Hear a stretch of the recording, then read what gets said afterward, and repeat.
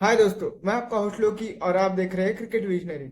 आज हम बात करेंगे इंडिया वर्सेस न्यूजीलैंड जो कल मैच हुआ था उसके बारे में। और हम दूसरे हिस्से में बात करेंगे कि ऑस्ट्रेलिया वर्सेस इंडिया जो सेमीफाइनल होने वाला है उसमें क्या हो सकता है, कौन चलेंगे, ड्रीम 11 प्रिडिक्शन अब कैसे हो सकती है। हम ये सब बात करेंगे, क्या इंजुरीज कंसर्न्स है दोनों टीमों में और क्या हो सकता है प्लेइंग 11, वो भी बात करेंगे। यहाँ पर हम पहले बात करेंगे इंडिया वर्सेस न्यूजीलैंड की। यहाँ पर पहले जो एक चीज हुई है इंडिया वर्सेस न्यूजीलैंड के मैच में वो बहुत अच्छी हुई है कि इंडिया को पहले यहाँ पर बैटिंग मिल गई। यहाँ पर अभी तक टूर्नामेंट में क्या हुआ था कि भारत ने चेस ही किया था, भले वो पाकिस्तान के खिलाफ हो या बांग्लादेश के खिलाफ हो। यहाँ पर पहले जब भारत बैटिंग करने आता है तो शुरुआत अच्छी नहीं होती। आप देखिए विराट कोहली का जो 2019 सेमीफाइनल का जो डिसमिसल था और जो शुभमन गिल का डिसमिसल था इस मैच में वो सेम था। बहुत ही बढ़िया बॉल डाला हेनरी ने। और के बाद हम बात करेंगे जो विराट कोहली अच्छा शॉट खेलते हैं और यहाँ पर ग्लेन फिलिप्स उड़ते हुए कैच पकड़ लेते हैं, बहुत ही बढ़िया फील्डिंग। यहाँ पर न्यूजीलैंड की फील्डिंग की तारीफ करनी होगी क्योंकि यहाँ पर पूरे टूर्नामेंट में देखी जाए तो बस न्यूजीलैंड की जो फील्डिंग है वो नंबर 1 होगी शायद। भारत 30 पर 3 होने के बाद हमें कुछ ऐसा याद आने लगा था। खड़ा हूँ आज भी वहीं। अब हम आगे बढ़ते हैं। यहाँ पर 30 पर 3 होने के बाद भारत की पारी संभाली अक्षर पटेल और श्रेयस अय्यर ने। उनकी पार्टनरशिप स्लो थी लेकिन क्रूशियल थी, बहुत ही बढ़िया पार्टनरशिप की। और यहाँ पर भारत को एक अच्छा जो सेटअप कहते हैं या जो बेस कहते हैं वो अच्छा देने में कामयाब हो गए श्रेयस अय्यर और अक्षर पटेल। उसके बाद अक्षर पटेल की विकेट गिरती है और श्रेयस अय्यर 79 रन बनाकर वो भी आउट हो जाते हैं। लेकिन यहाँ पर हार्दिक पांड्या क्रूशल 45 रन बनाते हैं और भारत को 249 तक पहुंचा देते हैं। यहाँ पर न्यूजीलैंड को टारगेट मिलता है 250 का। यहाँ पर न्यूजीलैंड की तरफ से 5 विकेट लेकर हेनरी यहाँ पर सबसे कामयाब बॉलर थे। आप ये देखिए ना कि जो दुबई जैसी पिच है उस पर न्यूजीलैंड के स्पिनर नहीं चले। यहाँ पर भारत के बल्लेबाज स्पेशली श्रेयस अय्यर और हार्दिक पांड्या की तारीफ करनी होगी कि उन्होंने स्पिनर्स को बहुत अच्छे से खेला और ज्यादा विकेट भी नहीं दिए। क्योंकि आप देखिए ना उनके पास ब्रेसवेल जैसे एक घातक स्पिनर थे, क्योंकि लाहौर में जहाँ असिस्टेंस कम थी स्पिनर्स को, वहां बहुत ही बढ़िया बॉलिंग करके और 4 विकेट लेकर आ रहे थे ब्रेसवेल। भले टीम की क्वालिटी कम हो लेकिन विकेट लेना होता है। यहाँ पर उसके बाद हम बात करते हैं भारत की गेंदबाजी और न्यूजीलैंड की बल्लेबाजी पर। यहाँ पर न्यूजीलैंड की बल्लेबाजी उतना खास नहीं रही। विलियमसन या आप कह सकते हैं केन मामा।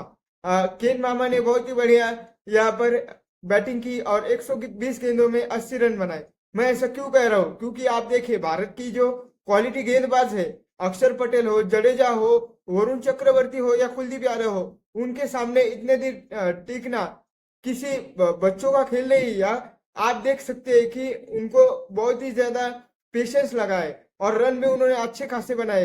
बस उनको जो अगली साइड है या दूसरे साइड से उनको जो साथ मिलना चाहिए था, जैसे फिलिप्स हो सकते थे वो 35 बॉल में 70 करते, या कोई और बल्लेबाज रहता जो तेज इनिंग खेलता।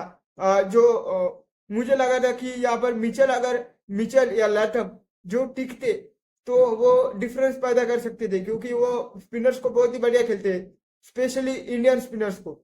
यहाँ पर जो न्यूजीलैंड है वो बस 205 ही रन बना पाई और यहाँ पर धाराशायी हो गई। यहाँ पर इस मैच के जो मैन ऑफ द मैच थे वो वरुण चक्रवर्ती रहे। और यहाँ पर इस तरह से हम ये सेगमेंट समाप्त करते हैं और अब हम बढ़ते हैं ऑस्ट्रेलिया वर्सेस इंडिया की तरफ। यहाँ पर ऑस्ट्रेलिया के लिए एक बहुत ही बुरी खबर, जो इनफॉर्म ओपनर थे मैथ्यू शॉर्ट वो इंजर्ड हो गए, काफी इंजरी हुए उन्हें। और उनकी जगह आ गए हैं कूपर कॉनली। मैं अगर ऑस्ट्रेलियन थिंक टैंक होता और मुझे ऐसा चांस मिलता तो मैं जेक फ्रेजर मर्क को ना खिलाकर यहाँ पर मैं कूपर कॉनली को चांस देता, क्योंकि भारत ने बहुत ही कम देखा है कूपर कॉनली को। क्योंकि यहाँ पर जेक फ्रेजर मर्क आईपीएल आ चुके हैं और हमें पता है वो एक ही तरह के बल्लेबाजी करते हैं और वो होंगे प्रभावशाली बल्लेबाज। लेकिन यहाँ पर कूपर कॉनली यहाँ पर लेफ्ट आर्म ऑफ स्पिन भी डाल लेते और जो ऑस्ट्रेलिया की कमजोरी इस पूरे चैंपियंस ट्रॉफी में कि वो पांचवा गेंदबाज नहीं है उनके पास। भारत ये जो कमजोरी है वो एक्सप्लॉइट कर सकता है और अच्छे रन बना सकता है। ऑस्ट्रेलिया के सामने 250 रन करके कुछ फायदा नहीं होगा, क्योंकि यहाँ पर एक बल्लेबाज की देरी है। एक बल्लेबाज की अगर यहाँ पर दिन हो गया ऑस्ट्रेलिया का, तो यहाँ पर भारत को लेने के देने पड़ सकते हैं। भारत को कम से कम 280 से 300 रन बनाने होंगे।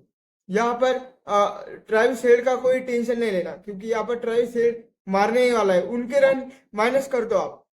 क्या आप क्या डरे हुए हैं ये बताइए, आप डरे हुए हैं परिवार के साथ? पूरा परिवार डरा हुआ है यार, मौत से किसको डर नहीं लगता। मेरे को जिंदगी में सिर्फ एक ही चीज से डर लगता था, मौत से। बात करते हैं कि यहाँ पर भारत की तरफ से कौन बैटिंग में चल सकता है, बॉलिंग में चल सकता है, या ऑस्ट्रेलिया की तरफ से कौन चल सकता है।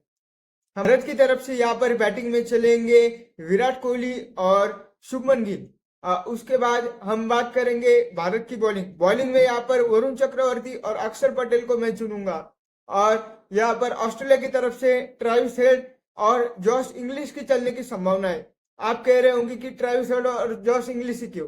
क्योंकि ट्रेविस हेड भारत के सामने रिकॉर्ड अच्छा है और उनका लक भी ज्यादा चमक जाता है नीली जर्सी देखकर।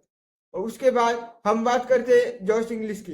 जॉश इंग्लिश एक स्पिनर को बहुत ही बढ़िया खेलते हैं और मिडल ऑर्डर में आकर वो स्टेबिलिटी प्रदान करते हैं। आप देखिए, जो स्टीव स्मिथ है, लबुशेन है, वो पहले जैसे घातक बल्लेबाज थे वैसे नहीं रहे। उनका फॉर्म भी अच्छा नहीं चल रहा है यहाँ पर चैंपियंस ट्रॉफी में, लेकिन उनको इग्नोर नहीं कर सकते। लेकिन ट्रेविस हेड और जॉश इंग्लिश वो खतरा बन सकते हैं भारत के लिए।